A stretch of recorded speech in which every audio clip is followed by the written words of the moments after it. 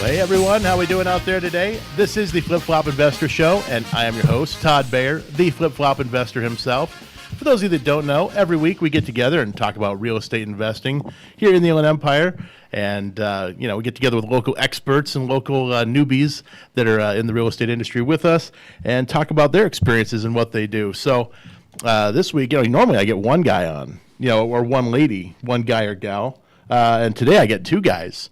I got Evan Brown and Rich Rice from sellTHYhouse. How you guys doing today? Great. Yeah, good. Yeah. And I guess I should probably remind you, we got to talk into the microphone. It's like into Into the microphone. I got it. Yeah, I know. It's weird.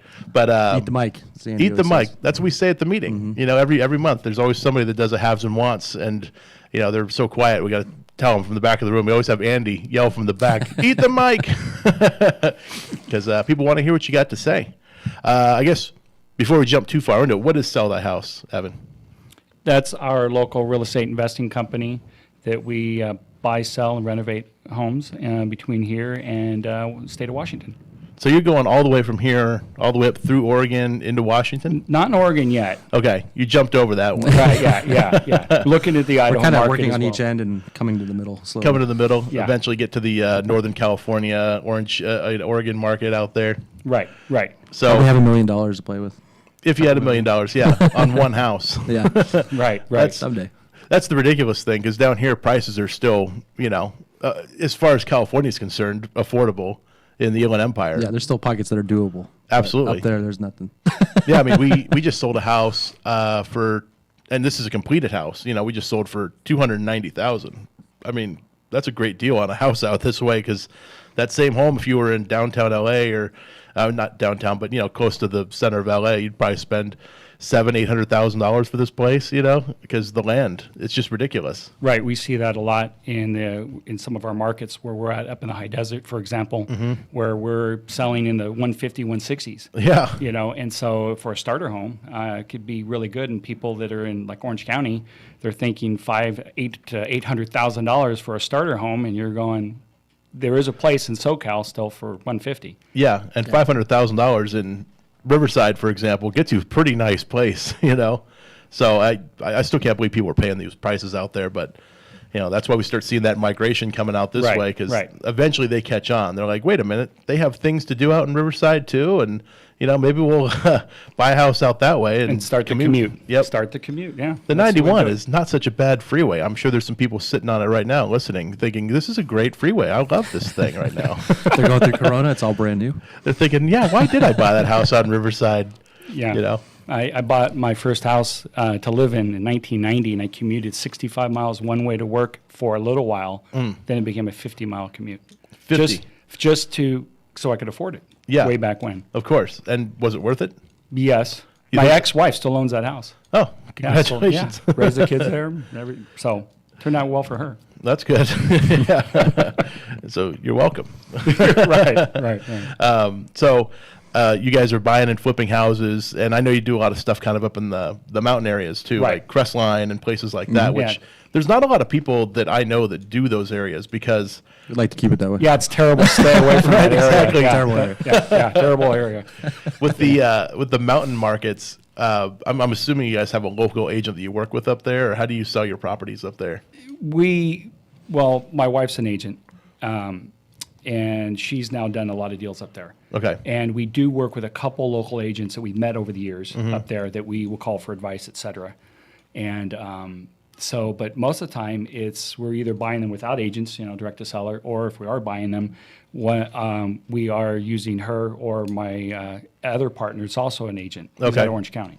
Oh, it's nice, because they have their own local MLS up there too. Right, they do. And so do you actually pay the dues? Is your wife a member? No, she's a member of the High Desert and SoCal MRS. They're all shared now, right? Now they're Okay. shared. Yeah, they're all linked. Well, at least the High Desert and the High SoCal Desert MRS. is- yeah. They just started that this last year. Yeah, it's all part of the CRMLS or whatever. Yeah. And but the mountain is still one of the holdouts that They're very territorial. Yes, they are.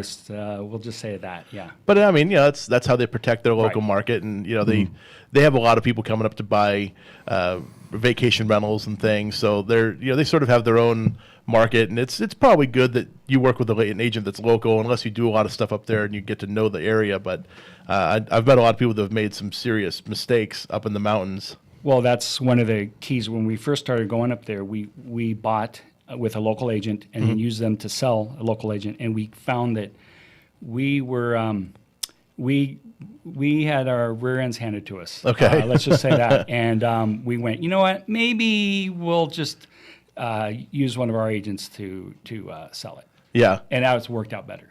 Okay. In that case. In that case. Yeah, because if they weren't passionate about the property, or we were just another listing to them, you know, it just didn't work as well.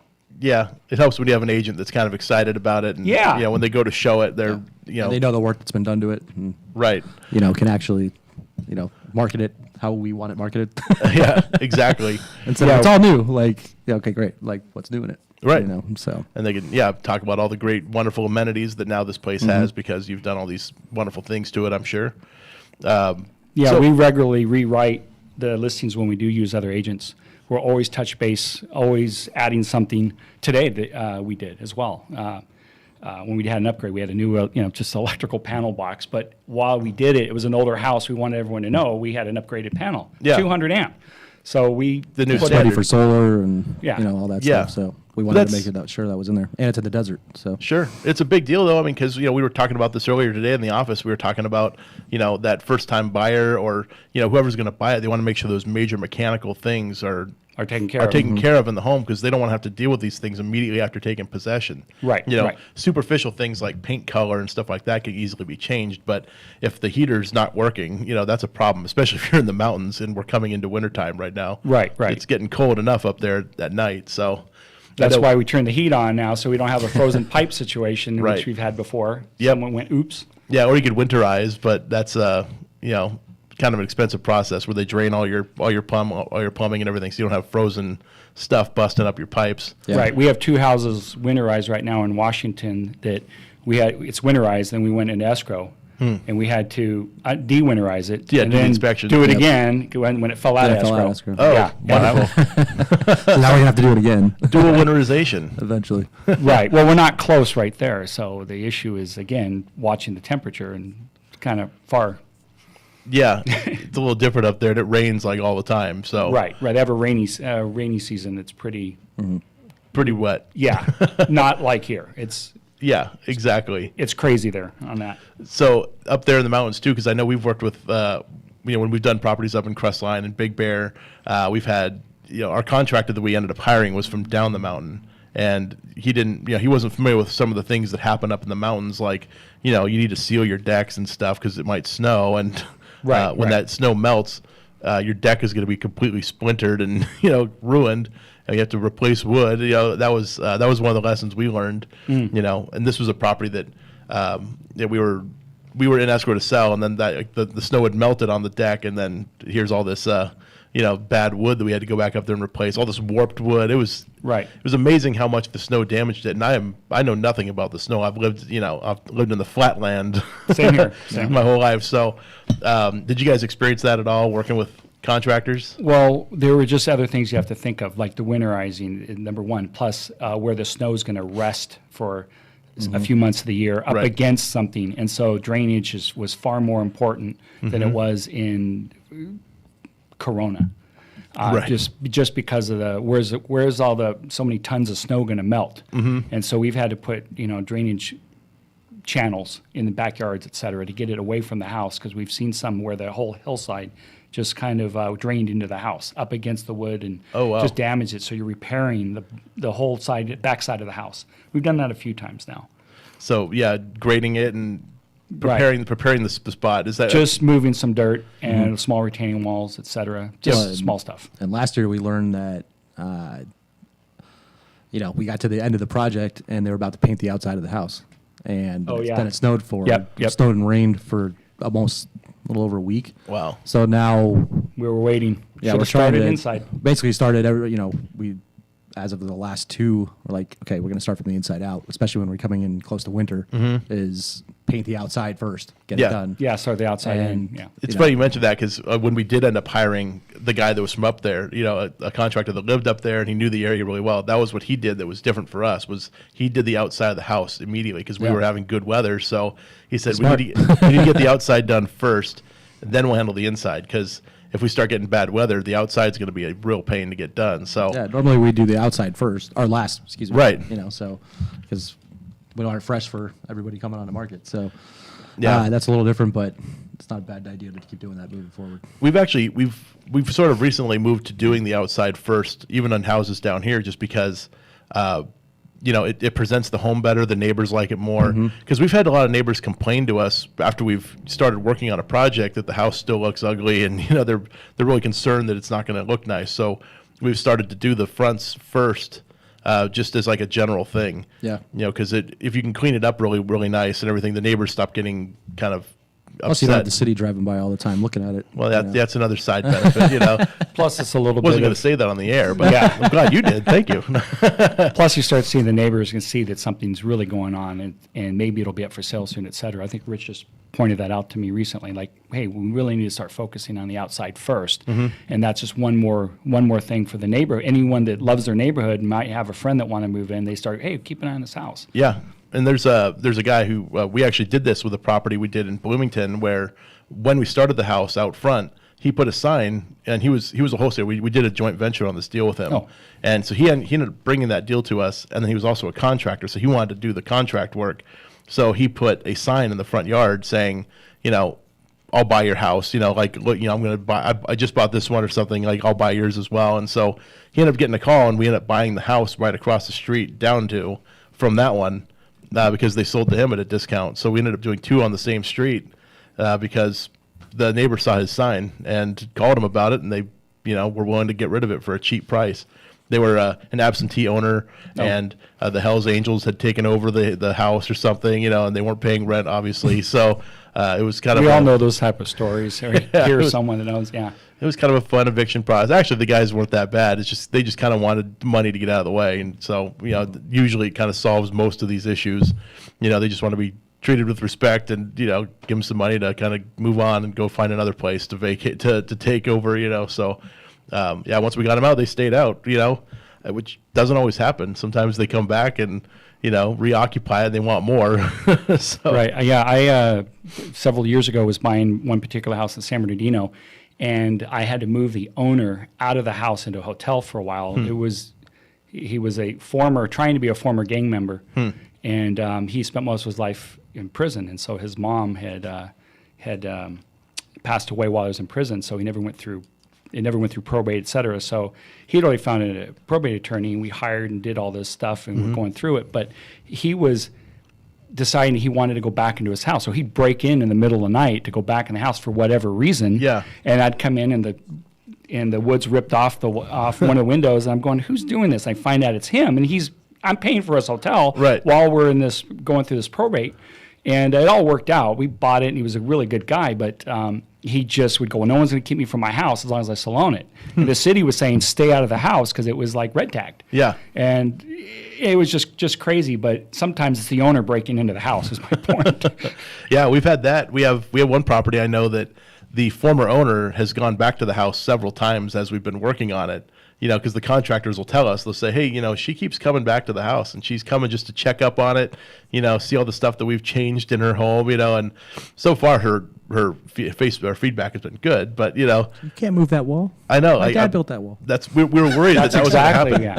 That's happened one time. I had bought a house off the MLS, and the two brothers owned it. And the house was built in like the 50s, but they as kids had helped their dad do this particular spice rack in the kitchen. And they just said, we'll sell you the house. We negotiated down. However, we'll pick your offer. Please refinish the kitchen, refinish. Do not tear it out. And so we agreed, and we didn't. Huh. And they did see it later, but still, it was a weird request, but we honored it. Yeah. We had another one, and out in L.A., it was a very nice home, but similar situation where it was the mother and father's house. The two daughters had inherited it, and these were senior ladies also. They were in their 60s, and They're selling it to us, and our contractor was eager to get started, so he went down there like the day before we closed escrow and started his demo, which we don't usually do. We would never tell a contractor to do that. He did it all on his own, and they showed up, of course, yeah, for their final walkthrough, their final reminiscent walk through the home, and here's all this spray paint all over the walls, for all the things they're going to demo out, and they had taken down this chandelier in the dining area, and they were really upset about it, and I'm like, I'm sorry, I didn't know he was starting, is there anything we can do to make this up to you, and Jeez. They were okay with it. They were just like, it was a little shocking to show up and it already be like this, considering you don't own it yet, Right, what if? So, what if? But, I mean, the money was in escrow. All the contracts were signed. We were just waiting for that last final, recordation of the deed and all that stuff. So, it was like, it was as good as ours, but still, they had a point. And, yeah, we felt horrible, because I didn't know that he was going to do that. The contractor didn't tell me. So, yeah, they just showed up and tore this house apart. I felt kind of bad, but, it was okay. They were like, it's fine. We expected you guys to do all this stuff anyway. We know the house is dated. Didn't want to see it. Yeah, exactly. They didn't expect to actually see it, though, yeah. Yeah. So, I like a hamburger. I don't want to watch it be, the meat being processed. Yeah, exactly. Right. So I guess let's flash back a ways, because you've been doing this a little while, right, Evan? Yeah, I've been investing since 2009, but mostly buy and holds. I didn't really get into starting flipping until 2014. So why flipping?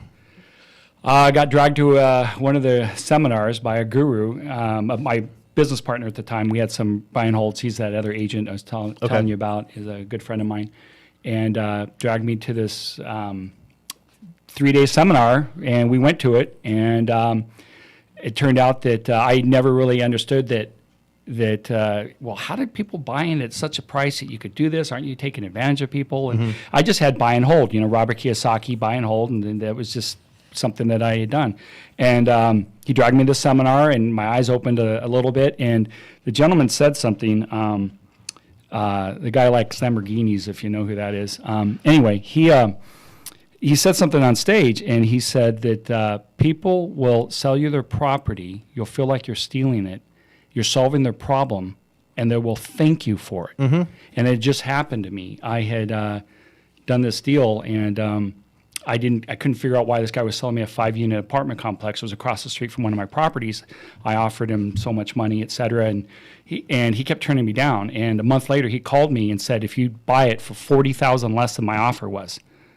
And I was going, I offered you $150, and you want me to buy it for $107 a month later, and you said no to the $150, and I just didn't. I said okay, and I had to figure out how to raise the money, and that's what we did. I called some friends, raised the money, and I found that when he was done, as we were closing escrow, I picked up the keys. He needed $107,000 to fund another business he was doing, which is where his real career was. And he went on to do very well. I realized it was beneficial to him and beneficial to me, and I just solved his problem. He had 2 weeks to close. Yeah. He lost this deal. He'd lose like $1 million. Wow. And so I learned then, hey, no, this is a win-win. He got exactly what he wanted. I got what I wanted, and we all did well on that. Yeah, and that's one of the key buying rules is you don't know the other person's motivation on the other side. Right. And it's your job as a negotiator or as a buyer to figure out what their motivation is and just really try to get them what they want or what they need. Right. So I had just closed escrow on that like a month before. So when he said that, I just experienced it, and I went, oh, okay. Now I get it. Yeah. Now I get that. Okay. I can see why now. Yeah, and we've talked about it before on the show, where so many people will sell for a lot of other reasons too. In some cases, like the one I just talked about with the two sisters that sold the house and they walked it before, during the demo. Okay. They sold. Neither one of them needed the money. That was their inheritance, but they were both doing fairly well. They both had high-paying jobs and so forth, so they didn't really need the money. They just wanted to sell it because they didn't want to maintain it anymore. So they didn't really care what it got. They just wanted to get a fair offer. And so what we gave them was basically what an investor would pay, and they got their money, and they didn't even seem that excited about the money that they were getting. This is a property in LA, so it was a big chunk. And sometimes these properties are just a headache to them, even if there's nothing wrong with the property. It's just a headache, or it symbolizes a headache. Yeah. A divorce or just something. It just symbolizes that, and they just want out.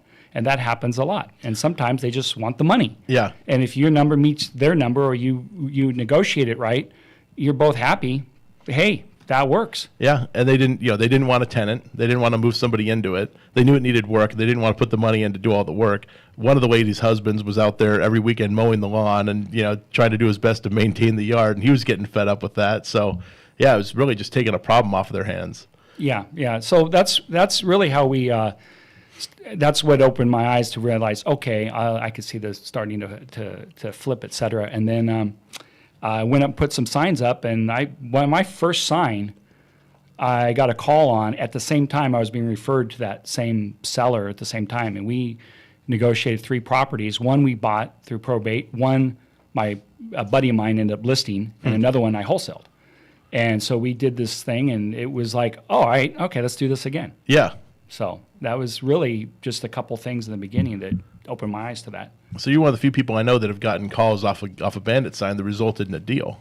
Oh yes, yeah, I've done several, but although it's been a little while since we actually closed a deal from that, but we have gotten some calls. But. Yeah, because I've done them before in the past, and I've gotten calls, but I never actually closed a deal on one. No, I've closed several. I think three or four. I mean, just seriously, just several. Yeah. Well, the funny thing for me was I was doing bandit signs in like 2008, 2009, around that time, and so many people were far underwater, and I knew nothing about short sales. Oh. So I had tons of people calling me that were 70% below what their property was worth, or they owed, it was insane. So they called me, and I had no idea what to do with these people. It wasn't until years later I found out about loan modifications and short sales and stuff like this you can do for these folks. But now it's like I don't really want to chase that kind of stuff anymore because it's it's a lot of work. Right. You've been through the process before. Dealing with short sales, it's not easy. That's what's funny is that's one thing we have not done directly with a seller. I've done a short sale with having an agent represent us. Mm-hmm. Otherwise, I haven't actually negotiated one directly with the bank personally. No, I haven't done it. I'd like to. I don't, but I've heard it's some of the most profitable deals you can do. You can, yeah. We ended stressful. Once we ended up doing them, we would hire a short sale negotiator. We wouldn't actually negotiate it ourselves. You just kind of hand it off to them, and they take care of it from there. And you hear from them again in 3 months, and they say, "Okay, we're all set. We're ready to finally, move into escrow." So that's how we always did it. Got it. I never knew how to do. I still wouldn't really know how to negotiate a short sale. I'm sure I could figure it out, but that's never something I've had to do. So sure. I get the idea of it. So right. Anyway, so we had some music come in there for a second. Some holiday sounding music. That was nice. A little jingle. Is that your phone, Nick? Yeah. You know it. Oh, nice. Could have been an interesting phone call. I know. Nick's on the sound. Yeah, we should do like a teacher does where they make you, give me the phone. We could put them on the air. You know what? I'm usually really good at turning it off as soon as I get into the studio. The one time I don't. Time I don't. And nobody ever calls, No. But today. Hey. So I sorry about that. Oh no, it's all good. It was a very festive ringtone, by the way. Yeah. Leroy Anderson, the waltzing cat. Nice. Yeah. Very nice. That was Nick, ladies and gentlemen, the board op here at KCAA. Hello. Handling all the man audio behind the curtain. Yeah, the man behind the curtain. Exactly. He's the Wizard of Oz back there. Except we get to see him this whole time. So yeah, what were we talking about? Real estate, right? How we started anyway. Yeah. So you got started, and then Rich, you came on board with Evan. What was it about a year and a half? About a year and a half ago. Yeah, a little over. Yeah, and what were you doing prior to that? I was a technical recruiter for like software engineers and developers and all those nerds. Yeah, all those nerds. Very important, thing. All the people that are, on your phones and everything. All the apps we use to do this real estate stuff. I think there's so many people out there that have to hire these folks, and they don't know what their qualifications look like. Most of them probably don't have a system set up where they can test their skills and abilities. So is that something your guys' company would have done, where it would test these people's abilities out? Yeah, sometimes it depended on the positions, but most of it was usually like more senior level people that had a track record already. And right, 20 years as a chief technical officer and stuff like that. Yeah, these guys were making over $100 an hour. Wow. And contract positions, and they usually just had some kind of expertise that some other company was looking for. Mm-hmm. So. Yeah, it can be a lucrative thing because I have buddies that are in the tech space, and they've all been hired through these recruiting agencies, and they'd be getting calls all the time saying, they're paying, $150,000 a year for this position, but you got to move to Las Vegas or, something like that. They had all these different things. So yeah, we generally, it was to find the people that were willing to travel. That they like doing that. These guys would work for like 6 months on a project and then take the next 6 months off. That's nice. So, but it was a lot of fun, but I ended up switching companies a couple times, and then wasn't really all that thrilled with it anymore. And Evan had been doing this for a little while and wanted to try and grow the business a little bit, but didn't want to hand over his whole business model to some stranger that he didn't know. So, and we had talked about it, over the years. Yeah, he had to organize it all out of chaos. Cause, yeah, that was kind of my philosophy. Just kind of run around like chicken with your head cut off. Right. So he came in to clean it all up and straighten it out and systemize it. And we talked in the past that what he was doing with people and jobs and careers was very similar to what we were doing when we were wholesaling. Very similar. The workflows were, it was almost the same type of workflows, same issues, same problems. Yeah. It was just houses instead of people. Yeah, and it's kind of like everybody starts out and like it's a mess. You're doing like 1, maybe 2 deals a year or something like that. And then as you sort of ramp up, you keep the same haggard processes in place, and you're like, after a little while, you're like, man, it's getting really hard to do this. Where like I'm working double time rather than just a regular. Like you kind of envision yourself as a flipper. You're gonna work from the beach every day, and you only have to work for 3 hours a day, if that. And it's not the case at all. No. For those people out there that think that's what it is, it's not. It's a full-time thing, especially if you get to doing volume like we are, like you guys are. We'll have business meetings at 10:30 at night, in the office, just sitting here going, yeah, we're working, enjoying the time, but at least there is flexibility. But yeah, it's a little. It was we also crazy. can sleep in when we want to, which is nice. That's nice. That is nice.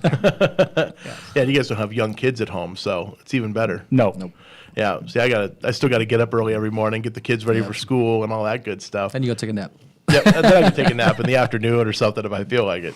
But we do have dogs, and they like to wake up early. But that's a whole other story. You got to get one of those automatic feeders like they had on Back to the Future. It just dumps the food out. And yeah. So Rich came into the business about a year and a half ago, and you've been sort of setting up the processes to make things a little less chaotic because with every real estate transaction, there's a ton of paperwork that's flying around. And, are you acting kind of as like an in-house transaction coordinator then? Kind of. We're all, me, Evan, and my mom are kind of all doing kind of where we're needed at the moment. But most of what I do is kind of the acquisitions and at least the numbers crunching and all the running.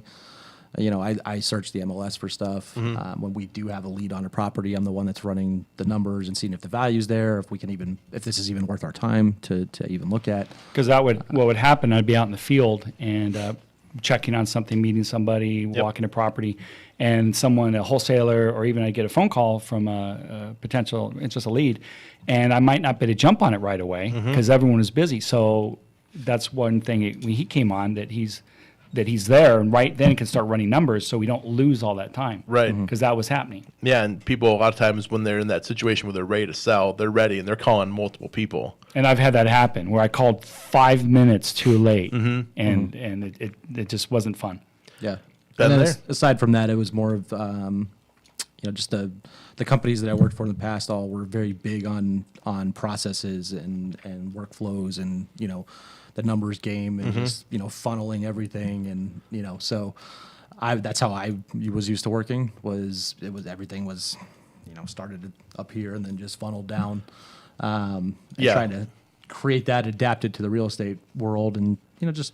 His biggest challenge has been me making sure that I enter the things I need to enter where I need to enter them on a timely manner. So wait, have you built this whole thing on like a website, or have you built this whole thing on? I think you said you'd use Podio. Yeah, right? we built the original the CRM system in Podio. And a CRM, just for those people out there that don't know what a CRM is. Sorry, it's customer relationship management, I think is what the technical term for it is. But it's just where you're kind of your database / your catch-all for everything you're trying to do in the business. And Podio, and it's really promising. I don't think they're really supporting it as much as they used to. It's made by Citrix, and So the only issue we ran into with Podio was that the mobile applications are just not great. Like they don't stay logged in.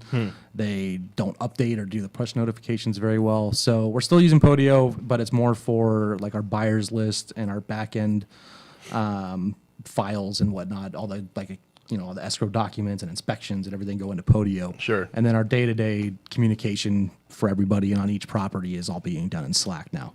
And that's been a great addition. Yeah, and it's funny because we had talked about that before, and that was like we switched over to Slack. Probably 3 years ago. 2 years ago we switched over to Slack. Where each individual property we're working on gets its own channel. That's all the people associated with the that controller particular. can be in it. Yep. The controller, the contractor, the realtor. We have everybody that's like on that channel for that particular deal. So that way you don't have to tell multiple people on separate occasions. The agent doesn't have to call you. I sent that to you like 3 times. Well, where? Email, text, social media. Not the text, the group text. Not the text, the group text. Yeah. So that was that's been very helpful recently that we just did. One other thing we did, and I don't know if you guys do this too, but we have a shared email box. So we use this program called Front. And Front basically takes the email and you can assign it to the right person. So we have one email address for the whole company. And when we get an email in, if it's for transaction coordinator, we just assign it over to Joanna. If it has to do with some kind of a bill that needs to be paid, we assign that over to Selena. If it's something to do with the acquisition, it goes over to Steven. And if it has something to do with any part of the money or any kind of the major financial stuff goes over to me. And then we have our contractor and all these people we can assign it to. So you sort of and then they can reply to it, and it comes from the main email account.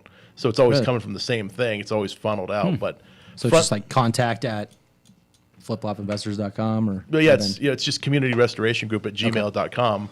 And I'm sure we're going to get tons of fan mail there now. But you write. That's what I was going with. You write an email there, and it's just and once we have it come in, our secretary Joanna, she takes it from there and decides who does this actually belong to. So she'll read through the email and she'll say, oh, this is for Steven, or oh, this is for Todd, or this is for Selena, or whoever, and then that person then has it in their little spot, and that's the stuff that you have kind of your own assigned to me section where you can, then reply to your own stuff there. But we have multiple email addresses because, we have multiple entities doing multiple things. So we have them all feeding into this one program, and it's just like an email aggregator. I don't know what you call it, but it's been that has been super helpful too. And you can also include multiple people on one email. So if it pertains to both Steven and I or something like that, we can both be on the email. So whenever somebody replies, we can both see the reply and see the whole chain and everything like that. It's been You said super it's called helpful. Front? Yep, Front app. Check it out. It's not that expensive. Add it to the list. Yeah, add it to the list. It's really helped out a lot. It's got their mobile app is really good too. Works well with iOS and with Android. Yeah, that's really what you need. I mean, we're in the field so much that it's like I said, Podio would be, you have to sign back in, and then it would lose your space, and some things wouldn't show up, and so it just kind of lost its purpose for us. But in that sense, pretty much like between Front, Slack, and Dropbox, like I can run all these things. I don't even have to be at the office to do 95% of what I do. I just happen to like to do things on a computer. Me too. Doing things on a phone for me is still. I have my 3 screens. And yeah, exactly. I need my battle station. Okay, exactly. That's what he has. Yeah. That's Excel here. Email here. It's nice. Here. It's nice. Yeah, and that's been one of the best things that Richard brought onto the table, besides just having a sharp mind, and is the tech savvy about what works, what doesn't work, and checking with other people like you. Well, this is working for them. Let's implement this. I've been working on this for 3 days straight. That's what I've been doing, and I tried a beta test, and now this is good. So let's start using this, and because without that, I was just text, phone call, and email, and that was it.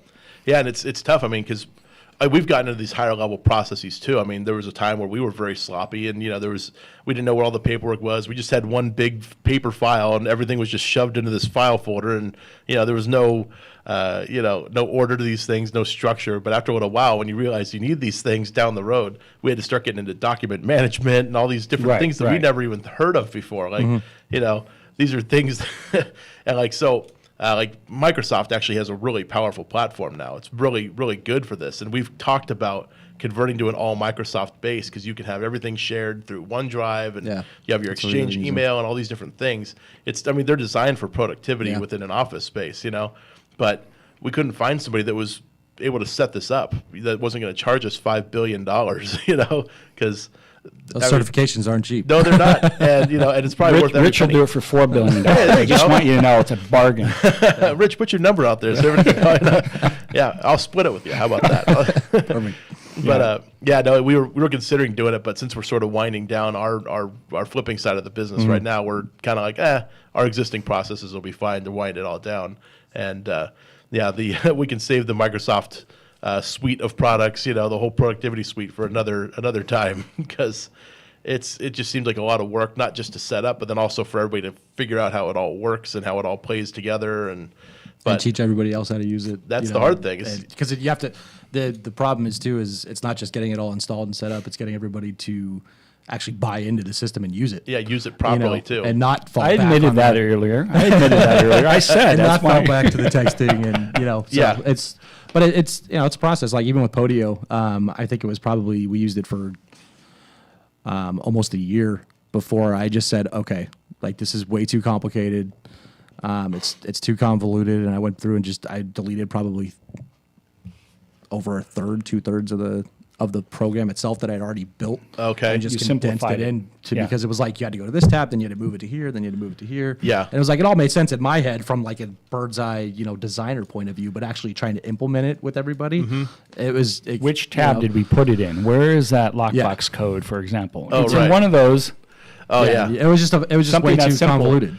But Slack, that's where Slack's awesome, because you can put, like when you open up the channel for each individual deal, you can have a little properties box for just that particular channel, and in there you can put some comments. So we'd put in like, the square footage, the lot square footage, your built, like we put all these little details in there, the lockbox combination, so like the contractor can at any time log in to Slack and say, if he's meeting the inspector or something, he has all the information he needs right there, and so that's really helpful. Right.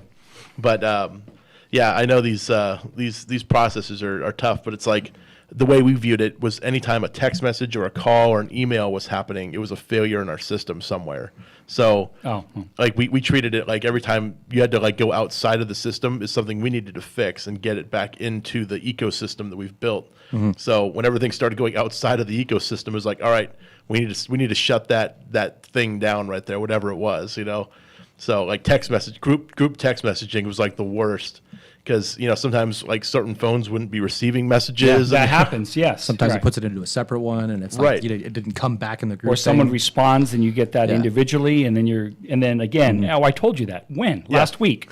Where? Okay, let me look for it. And then you're spending, it's just a time waster. Well, and then like, and you see, I don't know, you guys probably get it too, where you're on an escrow chain where there's like 15 people on this escrow email and everybody's CCing each other. And then I get them all the time, like probably at least once a week now, where I'm on a chain for another escrow. It has nothing to do with the deal we're involved in, but I just got somehow bunched in with this other group of people, and I'm getting emails about this other transaction that's happening, and I'm like, am I supposed to? Did I miss something? Am I supposed to be part of this? What are we buying this week? I didn't know. Okay. I'm like, I'm not aware of this property, and like they assume I'm the lender or they assume I'm the buyer. Like it's funny how they start communicating, and I'm, and I'll have to write to everybody several times to remove me from their chain, because they each individually have to do it. Like if they're replying to this person's email from back here and they're doing a reply all, once you get caught in that, there's no escape. It's pretty tough. Escaping that reply all from everybody is. Yep, you have to like bother them That's individually to remove you from their chain. It's kind of funny, but yeah, technology, it helps. But the one thing the real estate's still kind of behind the times in is technology. I think there's a lot of catching up to do. Yeah. And we were talking about building an all-encompassing platform for real estate investors to be able to manage their properties, from pre-marketing all the way through disposition. Right. Like literally a one-stop shop, so it handles everything within your organization. But I've seen some that purport to do that. Yeah. And they all fall short. Right. Depending upon even if there's a guru, let's say, that has a system. I had one that I paid a few $100 for. And when Richard came on board, he said, okay, I see that after a couple months of using it, he says, if we keep developing this, we will hit a wall and we won't be able to do this. Plus, we're dependent upon this their particular, system. yeah. Right. So that was out. And then I knew of another Pigeonhole one. yourself Yeah. in like that one, And then you just spent years developing something and you're stuck. So Right. we were like, okay, that's where Podio came in. One other thing or the most important thing I think that came out with Richard coming on board was before I had two different partnerships with two different partners. One's a silent partner and one's an active partner of mine. And the thing is we owned rental property, both companies did. And so if I was standing, it had to do with leads and the way we marketed ourselves. If I was standing on one property and someone told me about a lead, I would run that down and that company would buy it. And if I was with my other partner and I was somewhere at an event and someone came up, well, I'd run that lead down. And it became this, well, how do you choose? And I had to explain to my one partner, well, I was standing on the parking lot of one of our properties. Yeah. That's why. And it just kept going. Well, what we did is we came up with SirCash and sellTHYhouse. And what that whole thing was about is that we have one marketing company. Yeah. All the leads come in. Everything we do comes into that. And that's what we do. And then our two companies that still exist that are doing the actual flipping, we basically sellTHYhouse sells it to each company. And then they do that and do the actual flipping. Right. And we did that. And we had to form another company, et cetera. But now it really streamlined that to make it a lot easier so that someone would say, well, who are you? And you'd mention one company and then it's something else. So Less business cards you have to carry too. Exactly. yeah, really. It's like which car? It was just, and then it gets convoluted. Yeah, So we this straightened one- it out. It's on the other side. Yeah, Turn it over. turn it over. and then trying to be fair to both companies and both partnerships. Right. I made the same, but one partner would lose and one wins. And so we just did it that way. And then we just do a lot of deals, both companies together now. And then as far as differentiating the two, like how do you decide which deal goes to which entity? Well, there's some easy ways and some less easy ways. One, it's something that we may find that one was just the way that we're coming in had more money at the time because they had smaller flips or something, or maybe the other one had an investor, like my other partner brought in an investor. So we'd find that money, would find a home for that money. But what would happen is it was a little bit of just what's feeling good at the moment. This one has 7 deals. This one has 3. Yeah. This one has extra money. We do that. And so it created some issues now and then. Sometimes we do both. So we've been doing that a lot lately. We've been doing that. We just Especially the combine bigger ones, and just splitting it. And Yeah. it's been actually working much better That could work. to a degree. Yeah. I mean, it's a good Spreads structure. risk and less money on it, but it's more paperwork for my wife, who's our TC. My mom loves doing the accounting when we do both companies. Well, that's Oh, good. she hates that. Yeah. Why are you doing that? Somebody has to love it. Right. Yeah, it's I mean, it gets very tricky. It gets very confusing. Like the stuff you see on TV is not always what it actually pans out to be. Yeah, they make it look real simple, especially the numbers they show at the very end of each. Oh, episode. I'm always going, what about your closing costs? Yeah. Why, that's about half of what it should be. Exactly. For example, Yeah, closing costs. I mean, their rehab costs. Like they don't break those down very well. And There's never inspection repairs, nothing. There are so many fields involved in an escrow statement. You know, when you look at an actual HUD one, Right. you know, and there are literally 1,400 spaces or something like that on a standard HUD one form of allowable expenses that can take place during an escrow. There's a ton of them, and you know, fortunately on ours, I think the most line items we'll ever see on one would be like 45 or so. But you know, each one of these things do kind of add up. You have property taxes, and you have tax credits, and you have you know, the escrow cost, the title cost. You have your agent commissions. You have, you know, a variety of things: home inspection fee, home warranties. Like you have all kinds of things that show up on these HUD ones or these closing statements. and in Washington, there's is it an excise tax? Yeah, Is that what it is? 1.5% 1.5% on all home sales. Yeah, And so that's something we don't have here. That only the Seller pays. seller pays the excise tax. Yeah, but you have to pay it at least on the backside when you go to sell. Right. So right. Which And- is a higher percentage because Of we're course. doing the, you know, obviously. Yeah, So I'll it's- take yeah. the front side if you want to pay the back. Right. Yeah. I don't think that'll work. But are they? They're a trust deed state, right? Mortgage. They Washington? are a warranty deed state. Warranty deed. Yeah. Interesting. Warranty or special warranty. I had to kind of look it up. But Yeah. Warranty It deeds. acts the same, but it's just Yeah, although one of our investors, one of the guys a particular mortgage broker that used to in the beginning took a chance on me when I still knew nothing what I was doing. I talked to him about investing on one of our properties in the state of Washington. He goes, that's not a grant deed state, is it? I go, no, it's a warranty deed. It's just like this. And he goes, not interested. Really? He goes, nope, it's not the same. It's virtually the same, but not quite. The property. Okay, my understanding, and maybe I'm wrong, but a grant deed is you're granting the property to somebody and you're saying, here it is, take it with all liens and encumbrances that might exist on it. But a warranty is actually stronger. My understanding is you're only responsible to what the seller is aware of. Yeah. And something in that distinction, that's it. I kept looking at special warranty versus warranty deed. What's the difference between that? Because I got tied up in that when I was writing my first offers up there without an agent. And I found out that the special warranty, usually banks use it up there, and just warranty does not. So I didn't need to include it. But I still try to get my head wrapped around how's it different. It's, yeah. Yeah, and there's title insurance. So what's the issue? Well, yeah, and I thought that a warranty deed was that they are warranting that what they're saying. Yeah, what they're saying is true and correct. There are no other liens and encumbrances on the property. That it's all been disclosed and so forth. That's still a clear title delivered from the title company. And that's yeah, and that's why we have title insurance. Let those people figure it out, right? Right.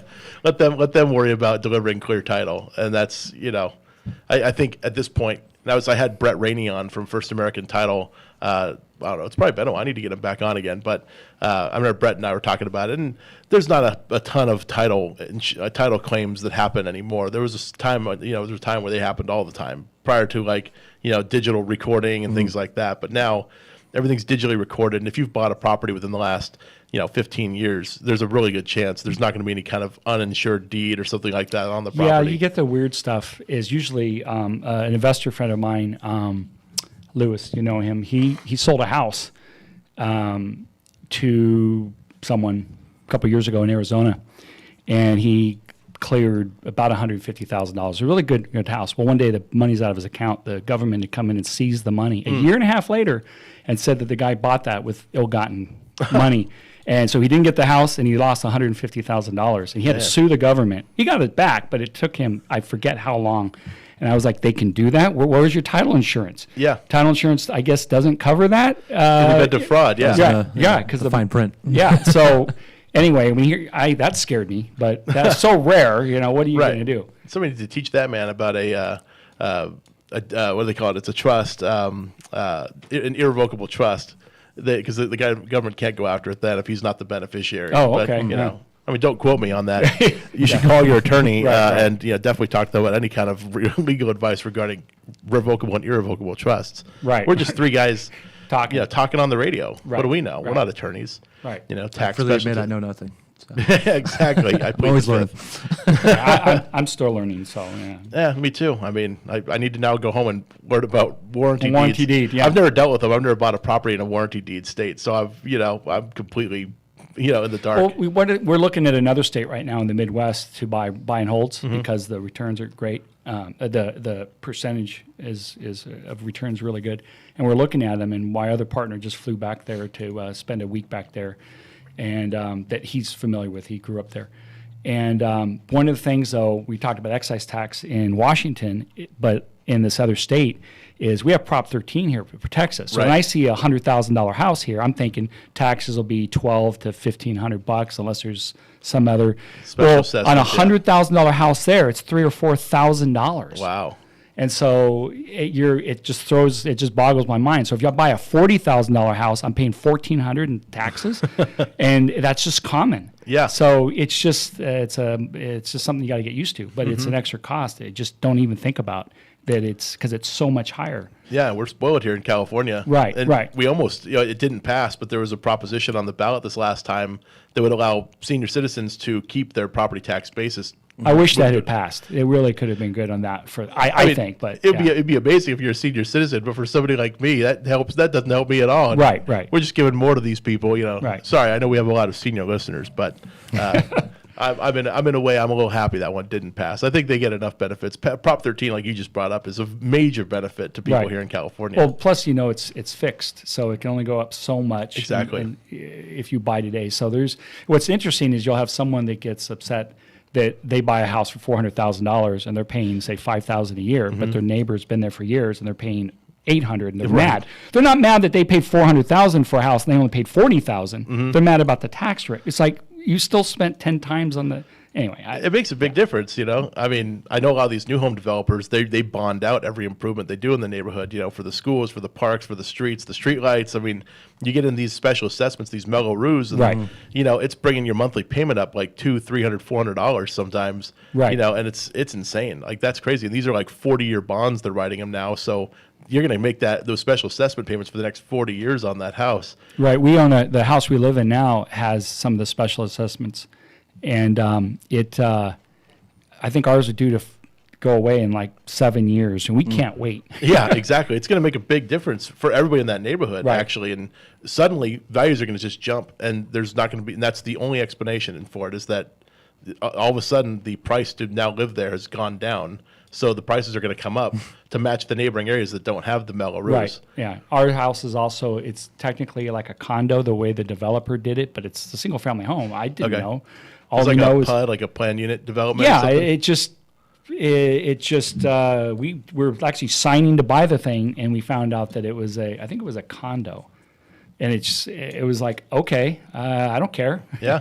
It's our home to me. Then you have a condo owners association. We have an association and all that, but still, it's all designated a condo. But the house price was probably 60 or 80,000 less than all the neighborhood communities, like you said. Right, but the payment works out to be about the same. Oh yeah. Once you have the COA and the CC&Rs and the Well, luckily ours is still only like $65 a month, but that's not bad. that's not bad. We Do you have a pool?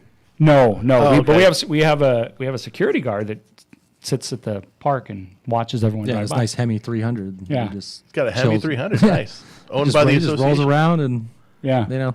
But sits the there. condo, Run that out.